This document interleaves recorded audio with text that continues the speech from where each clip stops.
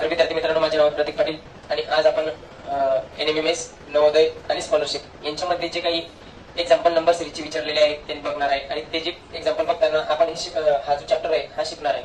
आणि याच्यामध्ये आपल्याला जी कन्सेप्ट आहे आपली ती क्लिअर करायची आहे.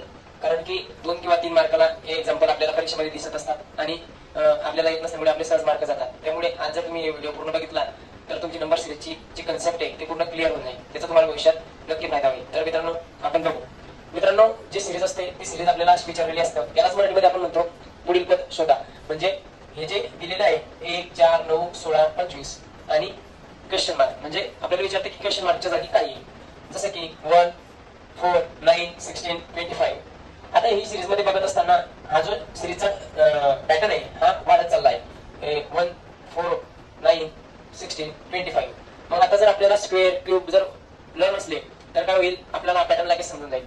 जर स्क्वेअर लर्न असले आपले तर आपल्याला कसं समजायला सोपं जाईल. आता बघू शकता.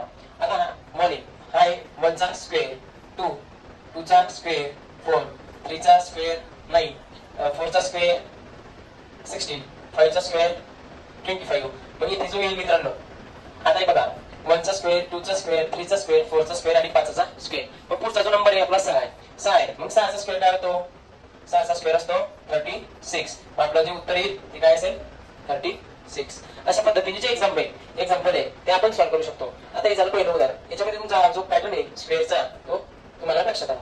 त्याच्यासोबत आता इकडे बघू आपण. इथं आहे 2, 4, 8, 16 आणि 32. याच्यामध्ये जर तुम्हाला लक्षात गेलं तर तुम्ही डिफरन्स काढून सुद्धा ही सिरीज सॉल्व्ह करू शकता.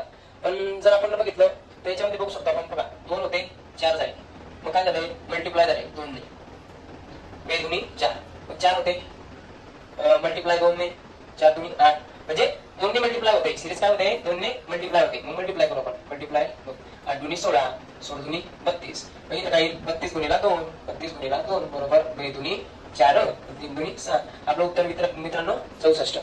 अशा पद्धतीचे एक्झाम्पल आपण सॉल्व्ह केले तर ते एक्झाम्पल सॉल्व्ह करताना आपल्याला असा जो पॅटर्न लक्षात येतो. त्याच्यामुळे काय होतं, आपली प्रॅक्टिस चांगल्या पद्धतीने होत असते. आता जर हे झालं, हे एक्झाम्पल झालं, हे तुमच्या आता तुम्हाला समजलं असेल. तसंच आता आपण नेक्स्ट एक्झाम्पल बघू. हे आता इथं काय झालं मित्रांनो, 10, 12, 16, 22, 30. जर नंबर सिरीज मध्ये जर सिरीज अशी वाढत चाललेली असली तर पहिल्यांदा आपण काय चेक करायचं, वर्ग आहे का बघून घ्यायचे. वर्ग नसले तर घन म्हणजे क्यूब आहे का बघून घ्यायचे. नसले कधी ते तर मग डिफरन्स चेक करायचा. डिफरन्स चेक करल्याने आपलं प्रत्येक एक्झाम्पल सॉल्व्ह होतं असतं. त्याच्यामध्ये जर पहिल्या डिफरन्स नाही झालं तर डबल डिफरन्स आपण घेऊ शकतो. आता बघा आपण, आता इथं बघा 10, 12, 16, 22, 30. मग इथं आपण डिफरन्स काढू. 10 आणि 12 चा डिफरन्स 2, 12 आणि 16 चा डिफरन्स 4, 16 आणि 22 चा डिफरन्स 6, 22 आणि 30 चा डिफरन्स 8. मग तुम्ही बघू शकता की जे सिरीज मध्ये जो डिफरन्स आलाय हा 2 चा टेबल आलाय. जसं की बघा 2 1 जा 2, 2 2 जा 4, 2 3 जा 6, 2 4 जा 8, 2 5 जा काय होईल, 2 5 जा काय होईल, बरोबर 2 5 जा होईल 10. मग इथं काय येईल 10. मग हे जे 10 आहे ते उत्तर काय आपलं नाही, हे 10 याच्यामध्ये ऍड होतात. जसं की बघा 10 + 2 12, 12 + 4 16, 16 + 6 22, 22 + 8 30 आणि 30 + 10 हे झाले 40. मग याचं उत्तर काय असेल आपलं 40. अशा पद्धतीने जे आपण 3 एक्झाम्पल सॉल्व्ह केले याच्यामध्ये आपल्याला पॅटर्न तर नक्कीच समजला असेल.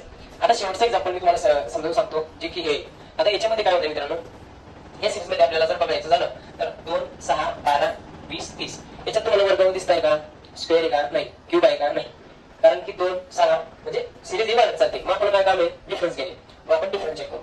6 आणि 2 चा डिफरन्स 4, 12 आणि 6 चा डिफरन्स 6, 12 आणि 20 चा डिफरन्स 8, 20 आणि 30 चा डिफरन्स 10.